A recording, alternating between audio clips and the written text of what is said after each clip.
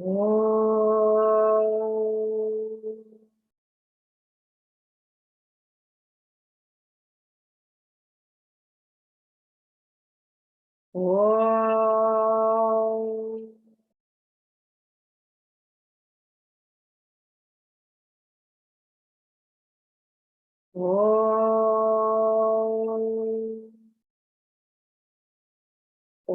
Sahana Vavatu Sahanao Bhunaktu Sahaviryam Paravavahai Tejasvinavadhitamastu ma vidvishavahai. Om Shanti Shanti Shanti. Vakratunda Mahakaya Suryakoti Samaprabha Nirvignam Kuru me Deva Sarvakaryeshu Sarvada.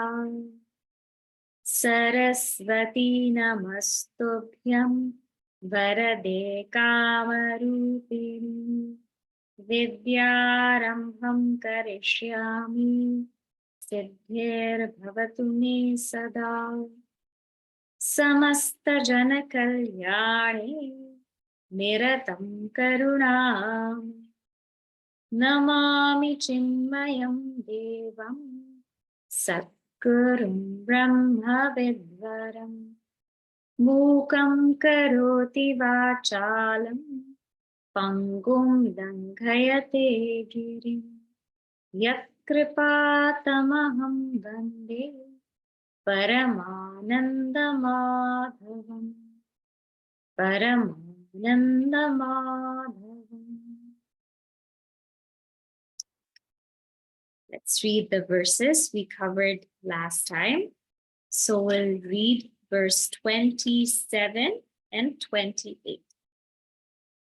Prashantamanasam yenam yoginam sukhamuttamam upaiti shantarajasam brahmabhutamakalmasham yunjanevam sadatmanam yogi vigatakalmashaha sukhena brahma samsparsham atyantam sukhamashnute.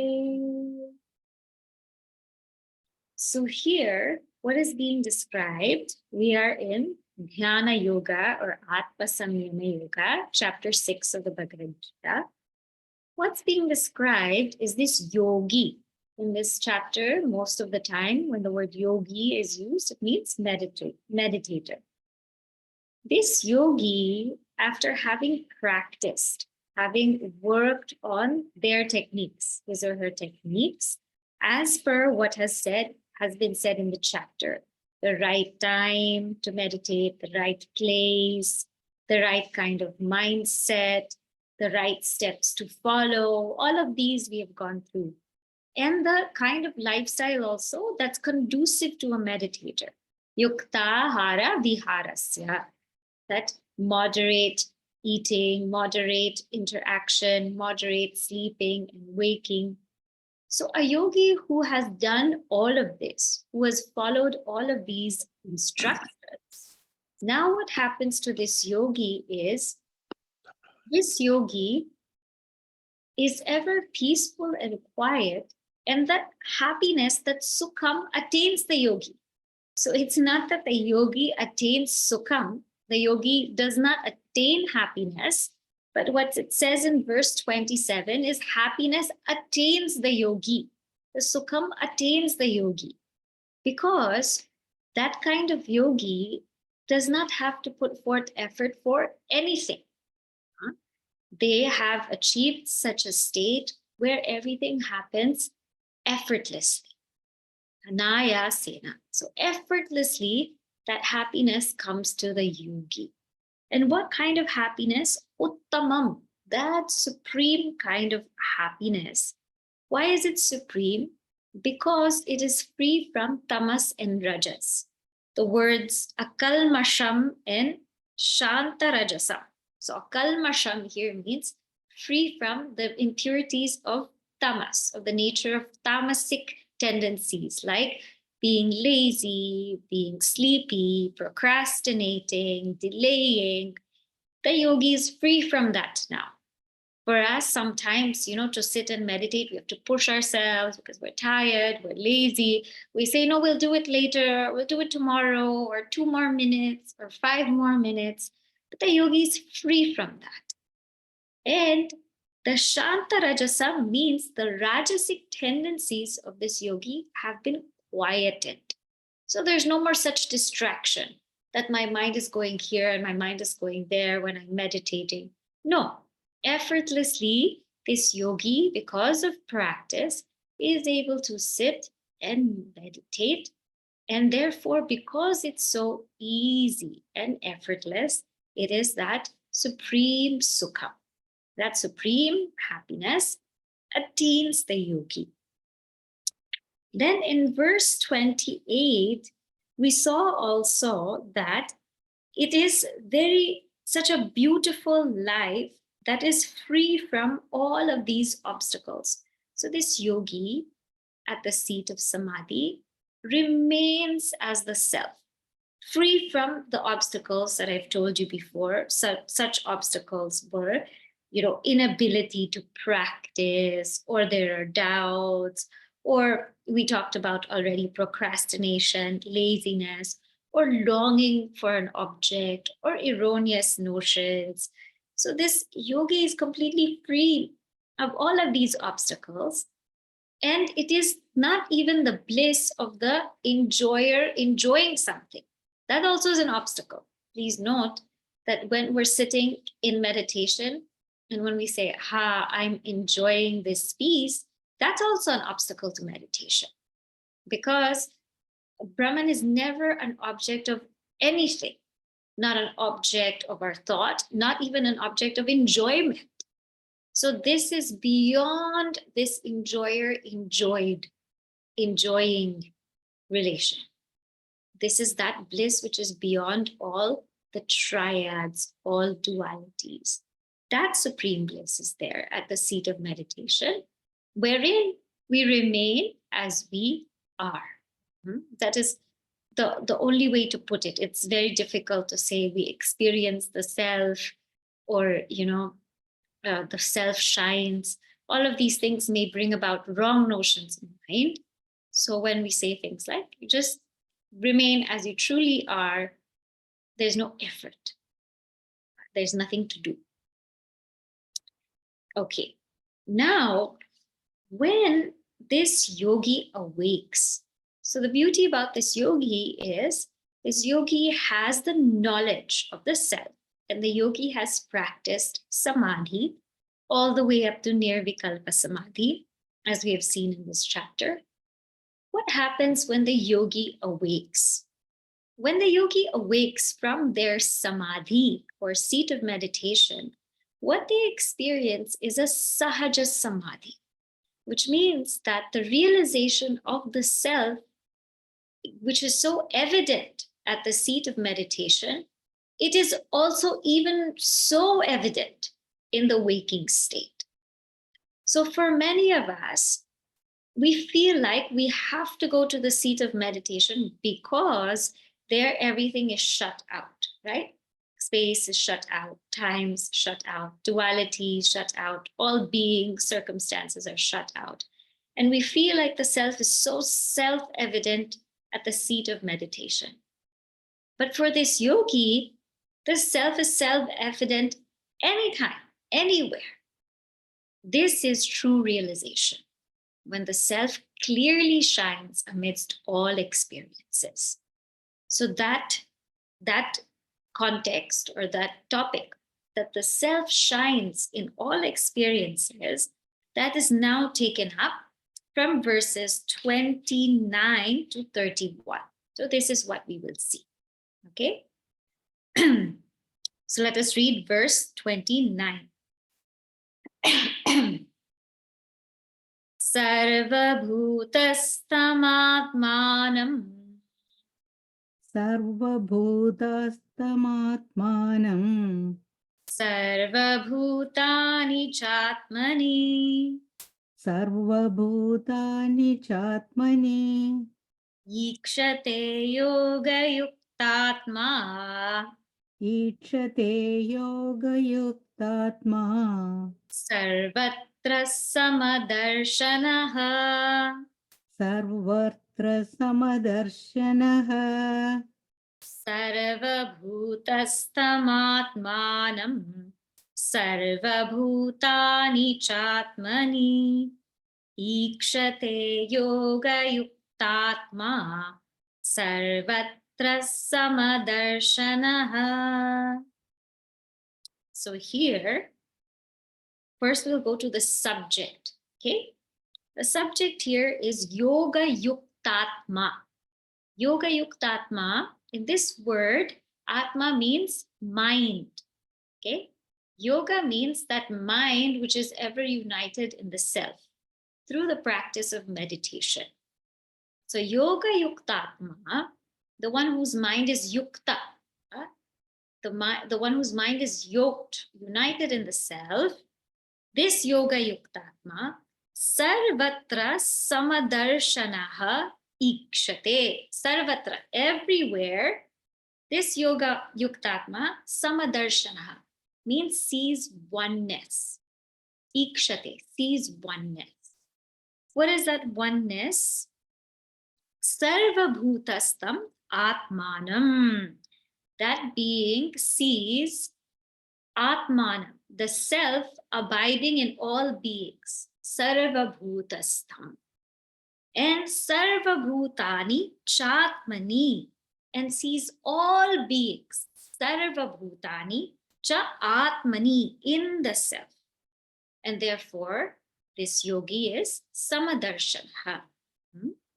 So with the mind harmonized by yoga, he sees the self abiding in all beings and all beings in the self.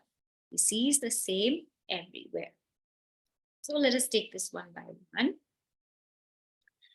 What does it mean to see the self abiding in all beings, right? The self abiding in all beings means to know the true nature of oneself. So when we look at ourselves, what is our true nature? Through knowledge, we understand that our true nature is Sat, Chit, Ananda.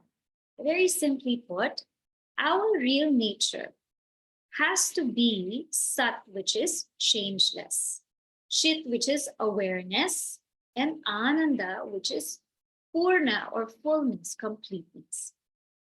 Now, when the scriptures tell this to us, we have to take these three terms and see what in us is actually that. So what in us is changeless? What in us is awareness, the subject? What in us is fullness? And if we take these three things and we look at our body, we will find that that does not fit. Body and Satchit Ananda does not fit through our own thinking, through our own vichara. Because body is opposite of it. It is changing, it's an object, it's not full. And when we take the mind also, mind, and we take Satchit Ananda, the Lakshanas, Satchit Ananda, it does not fit. Because the mind is also changing. The mind is not awareness, it is an object of awareness. And the mind is not fullness, it's not full or whole. So it does not match. And then if we come closer and take the ego, that also does not work because it keeps changing. The way we define ourselves is very different. As a child, we define ourselves as I'm a little child. I'm going to school and this is where I go to school. And then as we grow up, we define ourselves by our profession. I'm a doctor, I'm a lawyer, I'm a teacher. And then when people get married, yes, I'm the wife of so-and-so, I'm the husband of so-and-so. And then when people have children, I am the parent of 5 children, 3 children, 2 children, whatever it is. And when somebody becomes a grandparent, yes, I'm so-and-so's grandmother, or I have 6 grandchildren, or I'm so-and-so's grandfather. So you can see that this ego or identity, even the way we define ourselves, keeps on changing. It keeps changing every time in our lives. And very often we don't also remember, oh, once I was actually a child. We actually forget that. I was actually a child. Huh? Or we were actually teenagers. This is something actually we should remember when raising children. We were also like them once. Huh? But we forget those identities. So it is like not there anymore for us. So that ego is not fitting in with Sat. And it's not also fitting in with Chit. There's no fit. Because ego is not awareness per se, it's an object of awareness. We are aware of this ego. And it is not fullness, definitely not fullness or completeness. Because if anything, this ego is always seeking to be full. So when we come to our true identity, all of this fails. All the body, the mind, the ego, all of it fails. And we come to understand that, wait, we are actually that pure being, changeless awareness. And that is fullness. That is our nature. We come to begin to understand that this self, this Atma, is Sarva Bhutastam. Bhutastam here we can take as this is the truth of the body. It's the truth of the mind. It's the truth of the ego. This is the actual truth, this Atma. And this can only be established by scripture, but by us constantly thinking and reflecting about it. If we don't think, if we don't reflect, we don't inquire, this will not be established. And the establishment of this is important because only one who is established in this knowledge will really see its fullness. So, Sarva Bhutastam Atmanam means that I understand that I am the self that illumines all of these bhutas, panchamahabhutas that are around me. I am the self of all of this. This is the true nature of aham, because Mahavakya is going to come now, right? So this first part is literally aham. The next part is Brahmasmi. So I am Brahman. So now we will see the next part. Sarva Bhutani Chatmi. So, and all of these beings are in the self. So now I understood my real nature is Sat Chit Ananda. It is consciousness. It is changeless presence. It is fullness. This question of how is it full? How is it full? It is because all beings are actually in me. This whole world is actually in me, consciousness. How? Here, the dream example will be very, very helpful. Okay, very helpful. The sense that when we dream, all of those things that are in the dream, let us say we dream we're in a beach somewhere with water, with the sun, with sand, with a lot of people, all of these things are where they are appearing to the mind. So don't forget, this dream is not just me, it is many people in the dream. It is the sun also in the dream, the sand, the water, it is space, it is time, it is everything.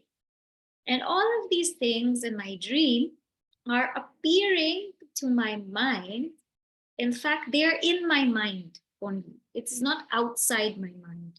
The dream is never outside the mind, it's in the mind only. And if we really think about it, the dream is nothing but the mind. Huh? So the dream person, the you and me in the dream, that dream person, the dream objects, the entire dream is nothing but the mind. So dream is appearing to the mind, dream is appearing in the mind, and dream is actually nothing but the mind.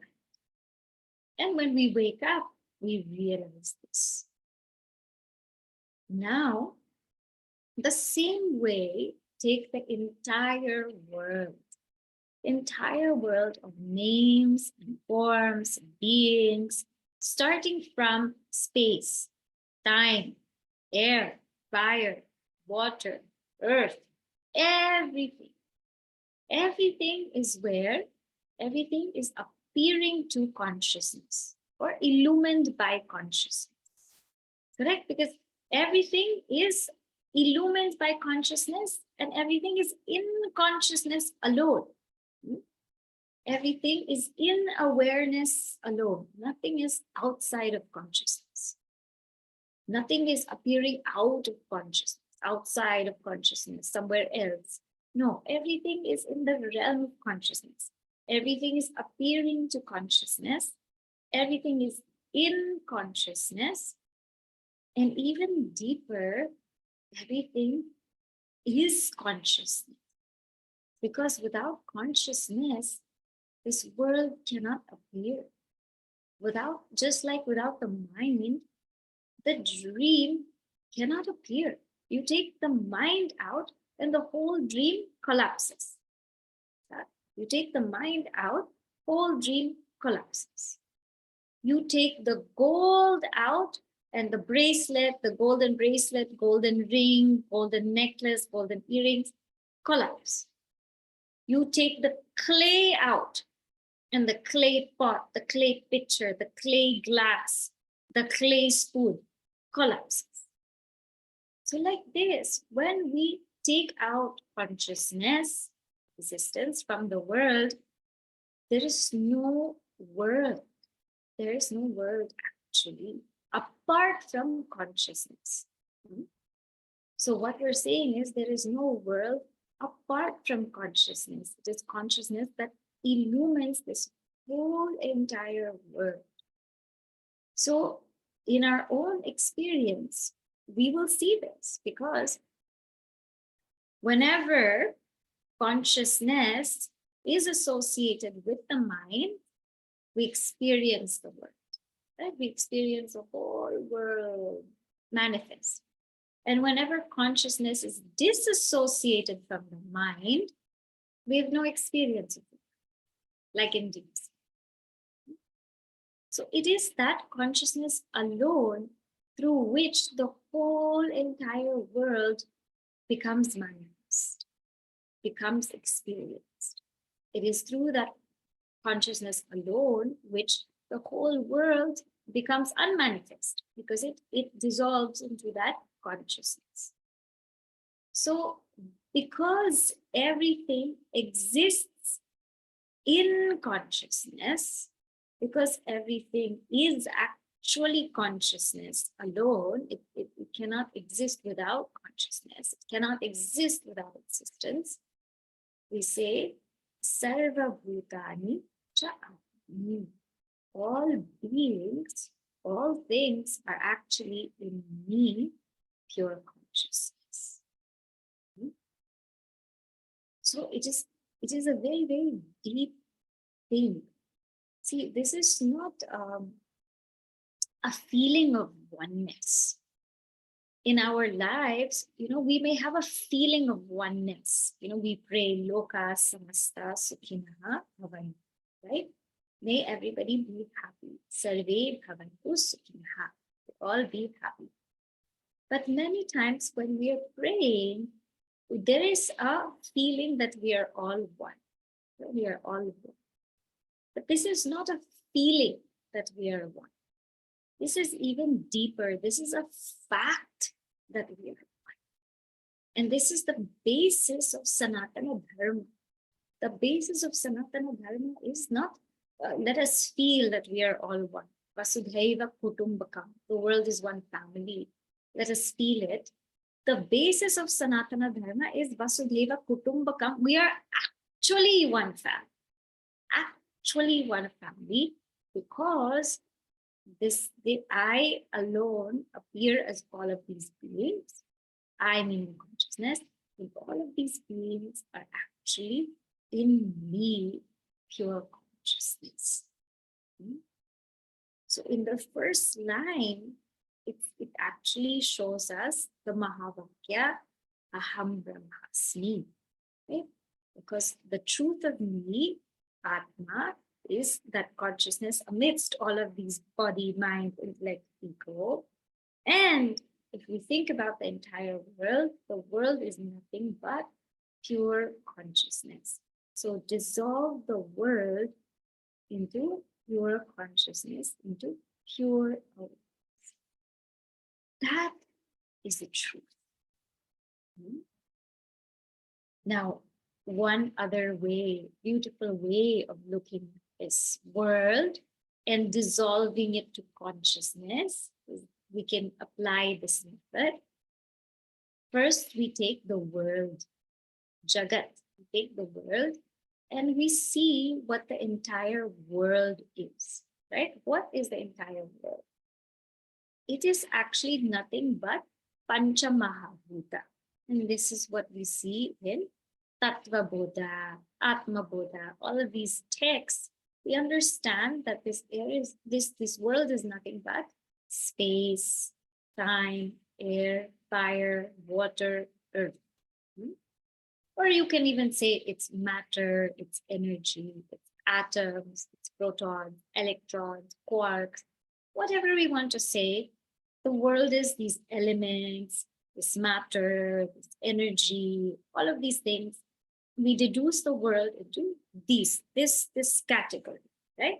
So either somebody can say everything is 5 elements, everything is atoms, everything is energy. Whatever you want to say, well and fine. Okay. Now, again, we deduce the world to something deeper. And what is that? We deduce it to Maya. Why are we deducing it to Maya? Because when we look at the world, nobody actually can get to the truth of it. First, they'll say protons, then electrons, then quarks, then something else, then something else, then something else. Meaning there's no certainty to the truth of it. People can say matter, then energy, then sometimes they'll say it's actually empty space. So we are not getting a clear-cut answer as to what exactly consists of the world, what is there.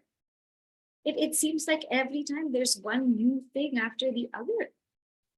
So when we are not able to deduce what exactly is there, that is called Maya.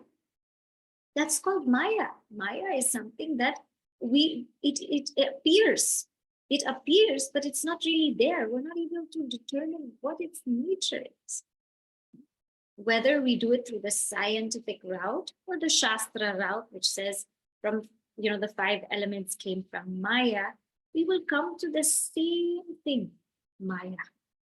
There's an uncertainty. There's paradoxes. There's all kinds of things.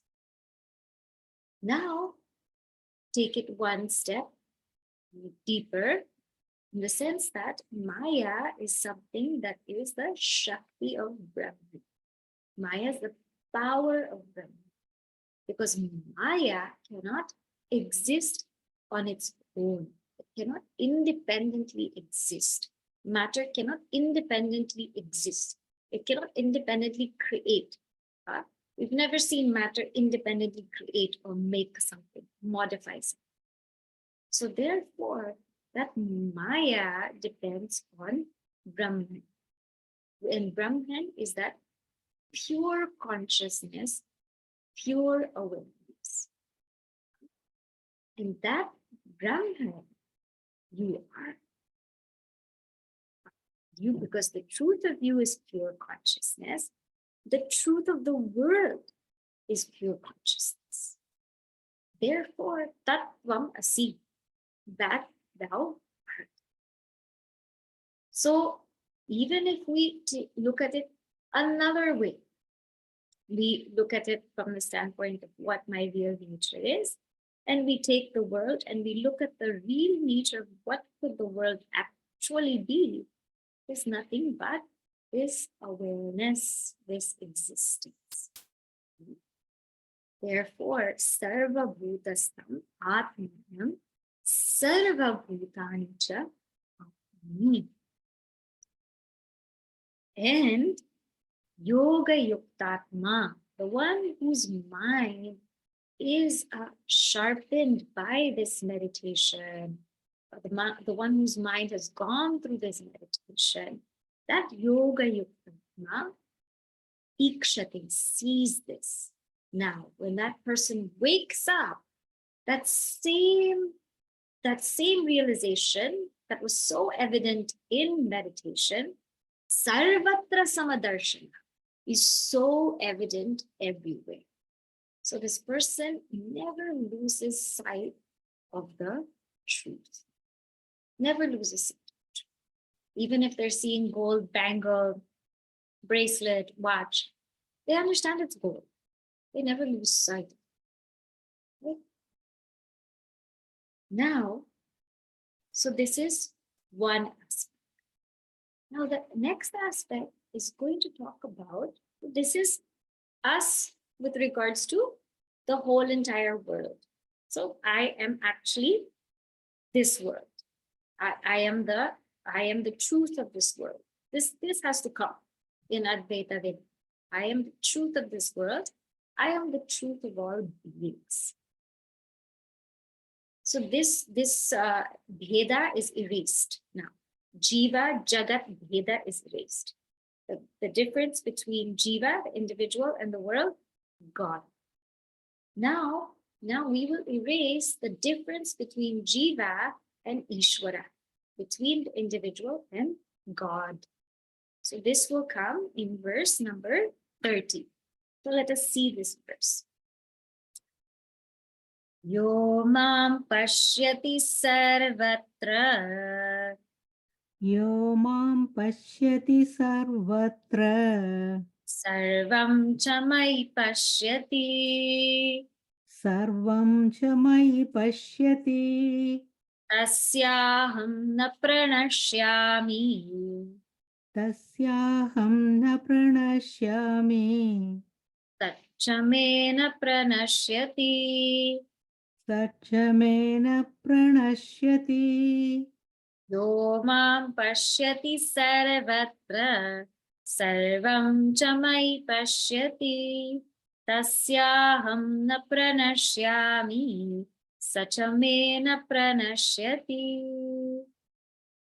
So here it says, Yaha, the one who mam pashyati, sees me. Me here is Bhagavan, Ishvara. Sarvatra, everywhere. Samcha mai pashyati, and sees sarvam, everything in me, mai. Tasya, of that person, aham na pranashyam, I do not vanish. Sachame na pranashyati, and neither does he, she, vanish from me. He who sees me everywhere and sees everything in me, he never gets separated from me, nor do I get separated from him. So what does this say? Now, this realization is that the truth of Bhagavan is the truth of me. So that consciousness of the entire world, which is nothing but God, right? That consciousness with the conditioning of the entire world, and that consciousness with the conditioning of the individual, the underlying consciousness is the same. So what we are seeing is that we are seeing our true selves everywhere. We are seeing Bhagavan everywhere. That Bhagavan and that Jiva, that Ishvara and Jiva are one and the same. Whether we say, I see God everywhere, or I see me, means pure consciousness everywhere, it is the same. Because the truth of God and the truth of the individual is one and the same. So the one Yo mam pashyati sarvatra. The one who sees me everywhere means sees the self everywhere. And sarvam chamai pashyati. It sees everything in me, meaning sees everything in the self. So here Bhagavan is being equated to the self. For that person, aham na pranashya. So here in the commentary, it's very, very beautifully written. So I'm going to read this portion and explain. Here, Adi Shankaracharya says, Atmaikatva darshina. For the one who is able to see the self everywhere, aham ishvaro na pranashyami na parokshatam gamishyami. Means I, Bhagavan, am never paroksha or far from that person or remote from that person. See, do we have to do anything to experience ourselves? Do we have to read a book to experience ourselves? We said I read about myself in a book, so therefore I'm experiencing it. Or do we have to hear from somebody else that you're experiencing yourself? No such thing. I experience myself. It's so direct. It's so direct. Nobody has to tell me you're experiencing yourself. I don't have to read any book, go on YouTube, or listen to anything. I know I'm experiencing myself. It is so evident to me. It's very aparoksha. It's immediate. Now, I'm experiencing myself as pure existence and consciousness. That is so evident because I exist. Anybody doubts that? No. I am aware. Anybody doubts that? No. Now, sometimes we say that I want to experience God. I want to experience God. Like I want to, some people read about other people's experiences about God, or to hear other people's experiences about God, or, they hear stories, all of those things, and they feel like I want to experience God. Here it's saying that this jnani, the one who has realized the self, experiences God directly as themselves. Because the nature of Bhagavan is existence, is consciousness, is fullness. So that jnani is ever experiencing the self. Tasya aham na pranashyami means for this person, I am never far. I am never remote. I'm never distant. I am never to be experienced. I am ever experienced. Because we're not trying to establish the existence of God. Now, where is God? Where do I find God? How to experience God? We are establishing that God is existence itself. God is consciousness itself. So how can we say that I'm not experiencing God? That itself is a lie. God is ever experienced. And it says, Sacha me na pranashyati. And for me, that person is never remote. Bhagavan said, for me, that jnani is never remote. The knower of truth is never distant, is never remote, which means that they're one. The one who knows the self is one with that truth, that Paramatma, that Supreme Self. Because the essence of God and the essence of the individual is one and the same. Our conditionings may be such that I, the individual, am a wave. And Ishvara or God is the entire ocean. Because I have one individual body while God has a cosmic body.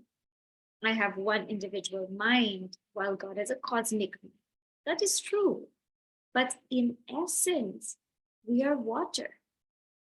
And definitely we can say the ocean appears to be greater than the wave, but water is the greatest of all. Because without water, neither the wave nor the ocean can exist.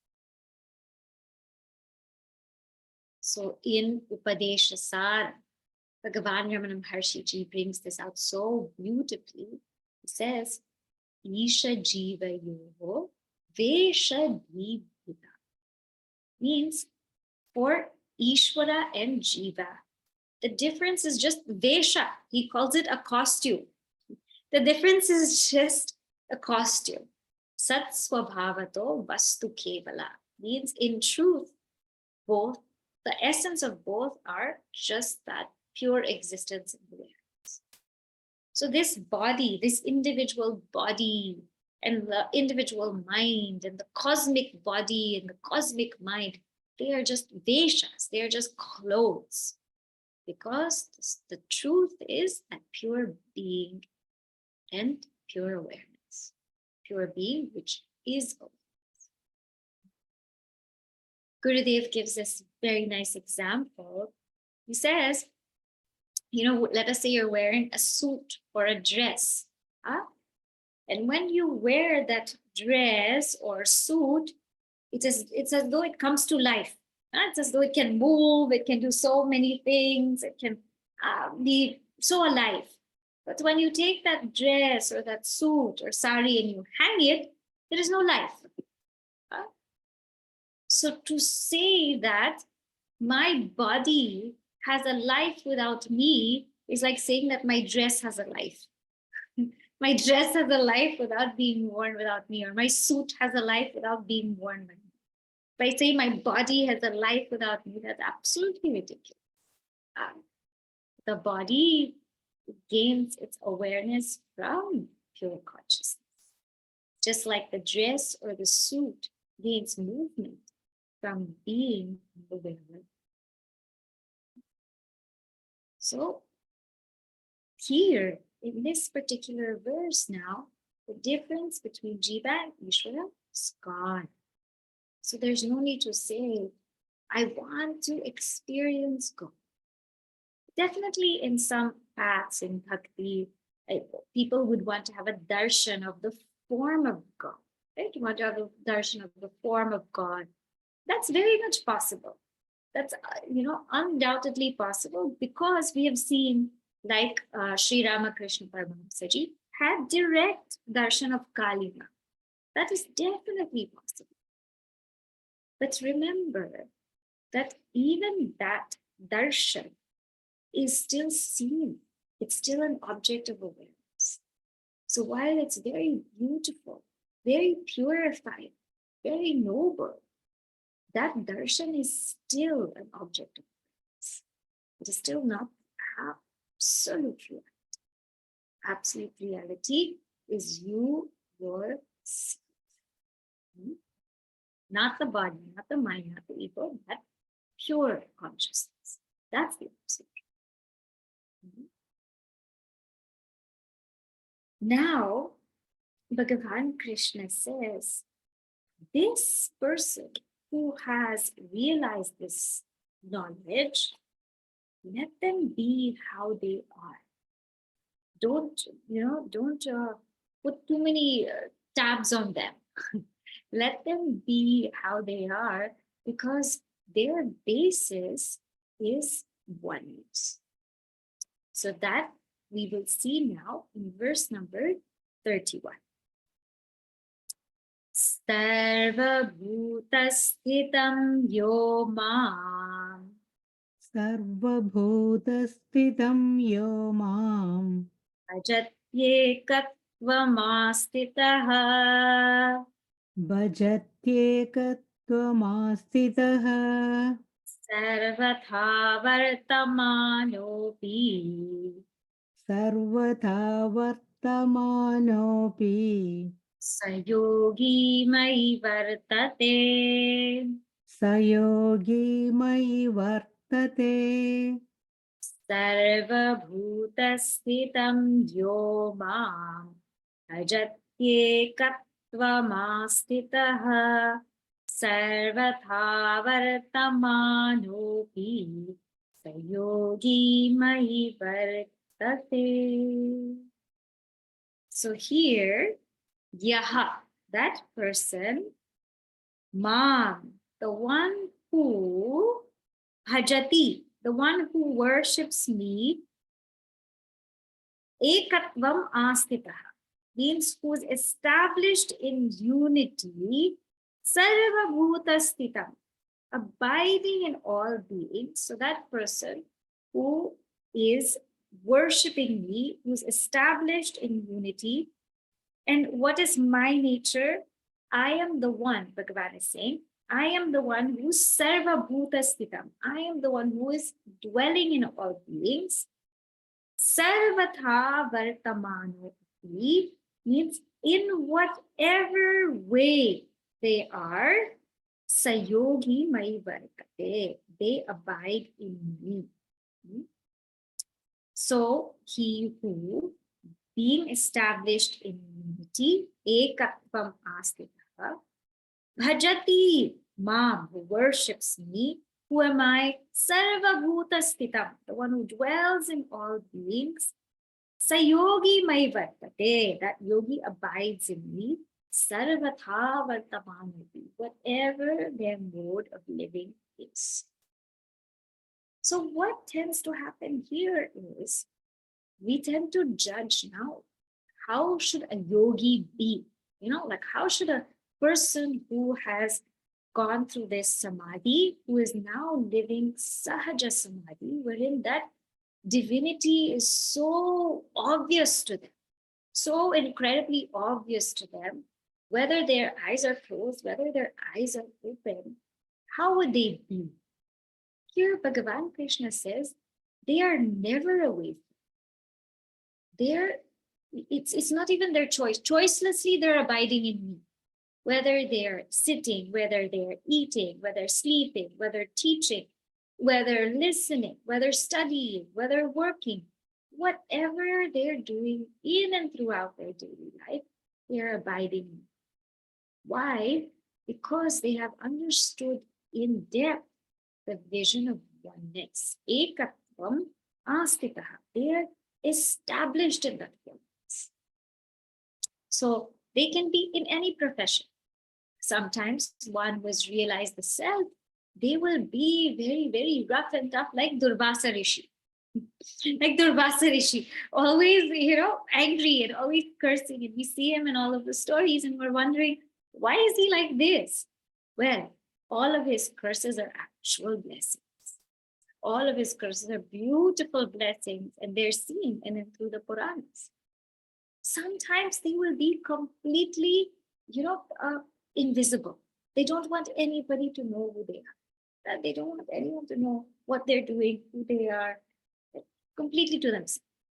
Sometimes they throw stones at people to drive them away. When I was in Tiruvannamalai, I was reading about one of the Swamijis who was there, and when people used to come to him, he used to throw stones to drive them away.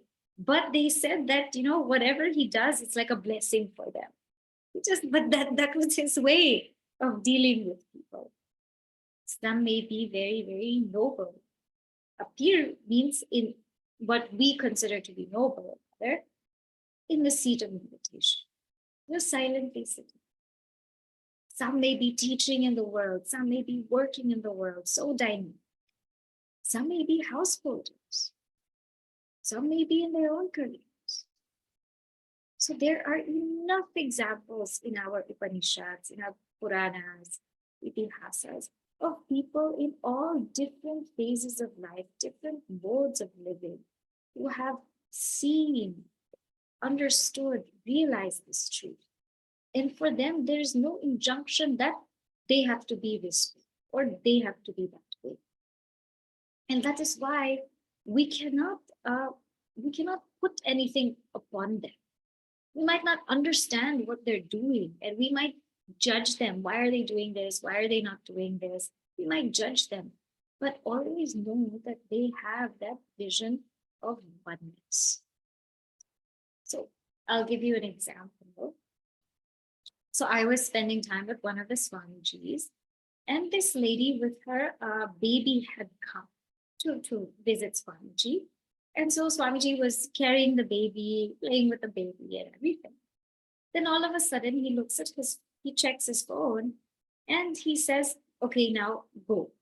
He says, go from here, And so I'm thinking, okay, He said, go. And he said, Shubhani, go to her, help her in the car, and you all go. So I said, okay. And we left.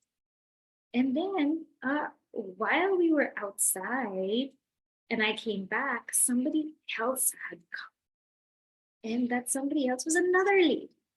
And Swamiji was upset. He said, I wanted this lady with her baby to leave before the other lady comes. And that's why I was like, go, go, go. And I said, what happened? He said, the other lady, her child is a special child. Her child has a special needs. And so whenever she sees other people with their young children, she feels very hurt inside. And I did not want them to move.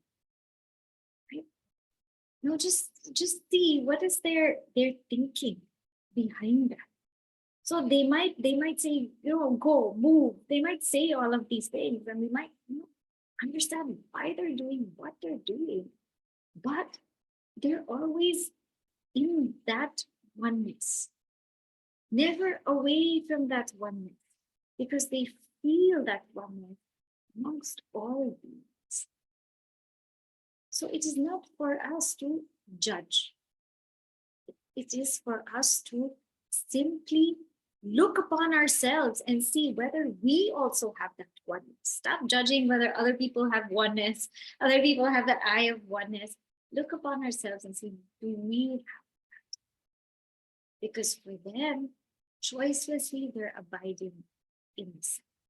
Sadhana is not just something that they do in the morning when they wake up, they sit and pray. That is not sadhana. Sadhana for them is every single moment, every single day. They're not away from that. And because they're not away from that, they truly see oneness in all beings. And they feel their joy and they feel their soul. Right? So now in the next verse, we will just touch upon it. But in the next verse, what is being broken is the Jiva Beda. Jiva Beda means the difference between this individual and the other individual. So far, we have seen the difference broken between the individual and the world. The difference broken between individual and Ishvara. There's no difference at all. We've seen also that there's no difference in that the yogi has to be in a certain sadhana or not, because everything is a sadhana. Everything is a spiritual practice for this yogi. And that's what we have to aspire to. We should never feel like, oh, I'm away from my sadhana today, or I didn't do my sadhana today. Everything is a sadhana. Everything is a spiritual practice, because everything is divine. Everything is absolutely divine. Now in this verse, that Veda between Jiva and Jiva is real. So let us just read it. It's a very, very beautiful verse, and we will expound more next time. Okay? Atmopam yena sarvatra. Atmaupamyena sarvatra. Samam pashyati Arjuna. Samam pashyati Arjuna. Sukham vayadi va dukkham. Sukham va yadi va dukkham. Sayogi paramo mataha. Sayogi paramo mataha. Atmaupam yena sarvatra. Samam pashyati Arjuna. Sukham vayadi va dukkham. Sayogi paramo mataha. So, Atmaupam yena. This word is so beautiful. Sarvatra samam pashyati. So this person, Yaha, sarvatra, everywhere, samam, oneness, pashyati. This person sees sameness everywhere. How? Atmopamyena. Atma means the self. Upama. Upama means I'm using myself as a measuring stick. So when I use myself as a measuring stick to see oneness everywhere, what does that mean? That is like the golden rule. Do unto others what you would have them do unto you. So using myself as a measuring stick, Atmopamina, using myself as an example, I see sameness everywhere. So, sukham va yadi va dukkham, whether in joy or in sorrow, sayogi paramo mutaha. This person is regarded as the highest yogi. So he who, through the likeness of the self, O Arjuna, sees equality everywhere, be it pleasure or pain, he is regarded as the highest yogi. So now, next week we will see this verse in detail, but I want to just leave us with an example of Puja Gurudev. Once, Puja Gurudev was on a flight. And obviously, in the flight, they ordered vegetarian meal. And he was with a group of people, and some of them were quite elderly. And vegetarian meal, sometimes people think egg is also vegetarian. So in that meal, all of them ordered vegetarian. When they opened the meal, there was slices of egg at the top. Now, normally, what would be done is that the meal would be discarded, the meal would be left. It's because there's egg on top, and they also those people were also looking at Gurudev. What's Gurudev going to say? Is he going to eat it? What's he going to do? Like how would someone serve him like this? So Gurudev, all he did was he just took the slices of egg, he put them aside, he scraped the top off, and he ate. And so everybody did the same thing because, yad yada charati shreshtaha, whatever the Sat Purusha does, whatever that great person does, everybody does. So later on, Gurudev said, he said, listen, I didn't make any fuss about that meal. I didn't ask for it to be returned or anything like that because he told the person who was traveling with him, your parents are older and they're diabetic. Now, if I don't eat, they will also starve. And if they starve, they will get sick. That's not correct. So I just let it go and I eat. Notice, so let's see his vision. Atmopamyena means he immediately, with every single thing, he feels how will the other person feel? Because he's very cognizant and aware that I am with other people. This is called the Mahatma. This is called the Mahatma, that everywhere they don't want anyone to go through any sorrow. They're looking at how to, cause the least amount of sorrow or no sorrow, and how to bring the person greater joy. Because I see, and this is again not the feeling, not that I feel you and I are one. I actually understand that. I actually realize that. And that is why the feeling does. So the feeling of oneness is based on fact. So we will stop here today. More of this we will take up next week, and we will see that this particular verse is echoed in so many religions. It's the same truth echoed everywhere. It is there in Bhagavad Gita, in this word, Atmopamyena. So what we have seen today is that yogi, as a result of their intense contemplation and abidance in self, when they rise from that seat, they are able to see that same self in all beings. So the world for them is nothing but that pure consciousness. God for them is nothing but pure consciousness. the other beings around them are nothing but that same pure consciousness. That pure consciousness alone is. And they can live in whatever manner. It doesn't matter. Their outward circumstance is not a sign of their awareness, but their inner poise is. And what is their inner poise? Atma, that ability to always see themselves in all things and all.